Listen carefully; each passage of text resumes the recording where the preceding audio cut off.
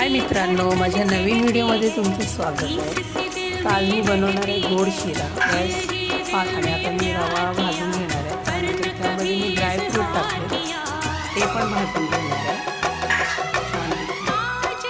आणि हे दोन्ही त्यानंतर मी त्यामध्ये इलायची पावडर टाकली, ती रव्यामध्ये भाजून घेणार आहे कोरडं अगोदर।